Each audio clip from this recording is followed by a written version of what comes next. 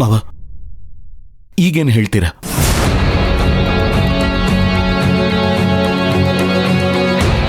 ನಾನು ನನ್ನ ಹೆಂಡತಿ ಪರವಾಗಿ ಮಾತಾಡ್ತಾ ಇದ್ದೀನಿ ಅಂತ ಅನ್ಕೋಬೇಡಿ.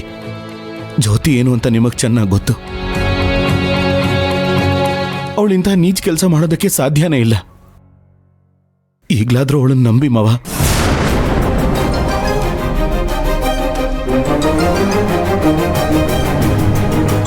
ಮಾತೆ ಮುತ್ತು ಮಾತೆ ಮೃತ್ಯು ಅಂತ ಹೇಳ್ತಾರೆ. ಏನೇ ಮಾತಾಡೋಕ್ಕೂ ಮುಂಚೆ 100 ಸಲ ಇಲ್ಲಾಂದ್ರೆ 1000 ಸಲ ಯೋಚನೆ ಮಾಡಿ ಮಾತಾಡಬೇಕು. ಯಾಕೆ ಅಂದ್ರೆ ಚಡಿ ಏಟೇನ್ ಬೇಕಾದ್ರೆ ತಡ್ಕೋಬಹುದು, ಮಾತಿನ ಏಟ್ ಮಾತ್ರ ತಡ್ಕೊಳಕ್ಕಾಗಲ್ಲ ಮಾವ. ಬಾವ, ತುಳಸಿ ಕಾಣ್ದಿರೋ ಆತಂಕದಲ್ಲಿ ಏನೇನೋ ಮಾತಾಡ್ಬಿಟ್ರು.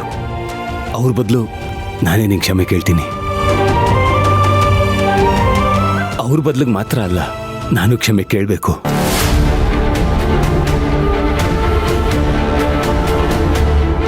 ಅಪ್ಪ ಹೇಳಿದಾಗ ಒಂದು ಕ್ಷಣ ಜ್ಯೋತಿ ಮೇಲೆ ನಾನು ಅನುಮಾನ ಪಟ್ಬಿಟ್ಟೆ. ಇದನ್ನೆಲ್ಲ ನೋಡಿದ್ಮೇಲೆ ಗೊತ್ತಾಗ್ತಿರೋದು ಜ್ಯೋತಿ ತುಳಸಿಗೋಸ್ಕರ ಎಷ್ಟೆಲ್ಲ ಮಾಡ್ತಿದ್ದಾಳೆ ಅಂತ.